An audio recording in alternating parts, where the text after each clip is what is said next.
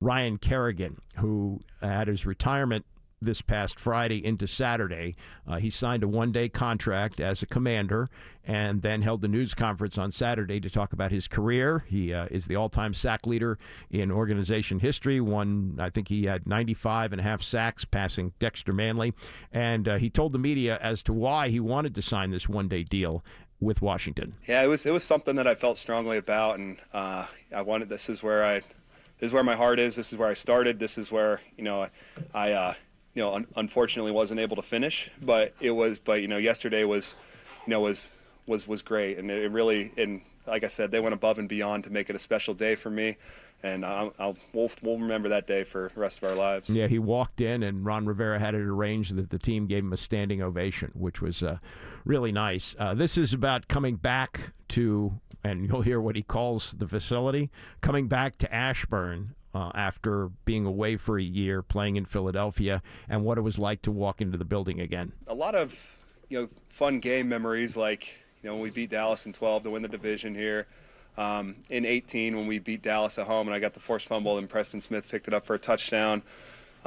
Getting a pick six my first game, that was awesome. But when I come back here to Redskins Park that I really am like that's why I've loved this place, because it's all the relationships you build over the years with teammates, coaches, the people in the kitchen, the strength staff, you guys. I mean, I've developed a lot of great relationships with you guys, and got to know you guys a little bit outside of your jobs here, and so it's those that have made it that really have made this such a special thing, and a big reason why it's hard, while even that it's hard to walk away, even though I know it's the right thing. Yes, he did call it Redskins Park. He did spend 1 year as a member of the Washington football team. In fact, his last game was a playoff game, which he lost. He never played in a winning playoff game.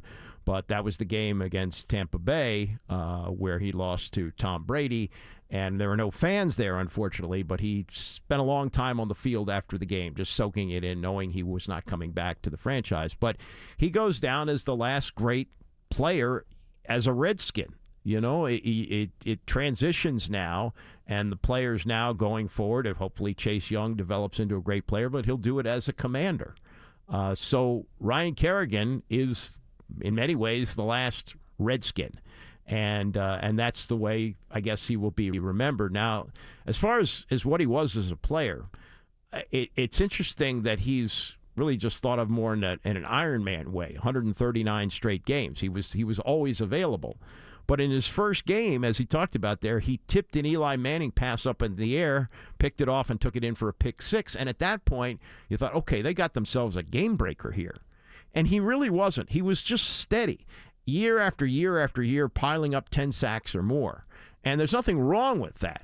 It's just that the perception that he created in his first game really didn't reach that. But still, a stand-up guy and a guy who's remembered for the dedication that he had to the team. This is on the decision, being mentally ready to make this move after 11 years in the NFL. I mean, I had a long time because, like I'd said, it had, the reports I got were in, I guess that would be May of 21, so more than a year ago. So I knew that last season was going to be my last season. I kind of told myself okay, you're not playing beyond this.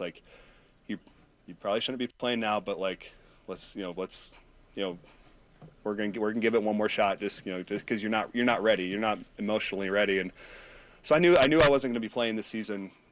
To not be playing this season was the plan all along, and I'm glad I came to the decision when I did, because I know that it's the right thing. Yeah, it's the mentality of a football player. A doctor says, yeah, your knee is shot, you need to walk away. Oh, no, I'm going to squeeze one more year out.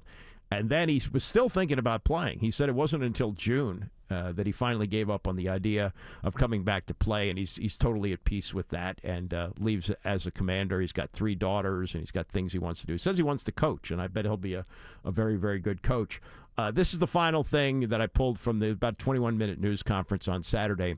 This is what he wants his legacy to be for the fans of Washington. I just want them to think back to, for me personally, I just want them to know that I gave them everything I had, literally everything I had, emotionally, physically, they got all of me, football wise, football was my life. I didn't have a lot of hobbies. I played a little bit of golf in the off season. I got, a wife and 3 daughters, but like other than that, it was all about football. It was how's this daily decision going to help me with football? Like, okay, I'm waking up in the morning, I'm eating breakfast. Okay, how's this breakfast going to help me with football? And like, that's how I approached every day of my football career. And so I want fans to know that, like, it meant that much to me that my performance and what I was showing on Sundays was that important to me that it was my driving force in life. Now think about that. He didn't play in many winning games. He was on some terrible teams, but he gave it everything he had, and you got to respect him for that. And he even talked more about, like he'd be having a dinner in February, and did it have enough protein in it? Was he getting enough to eat? It was like 6 months, 7 months before the season would start. But that was how consuming it was for him, and that's why he was probably as great as he was. Not a Hall of Fame player, but a really great local representation of the football team, which sadly didn't have much. I mean, he was someone that you could hang your hat on, and didn't become Lawrence Taylor as you thought, wow, look at that. Look at what he did in his first game. But on the other hand, the steadiness and the way he was a stand-up guy and the way he treated people throughout his career is really something to be celebrated. And it was really nice what they did for him. They don't do things well, especially these kind of things. But it sounds like they handled the Ryan Kerrigan retirement very, very well.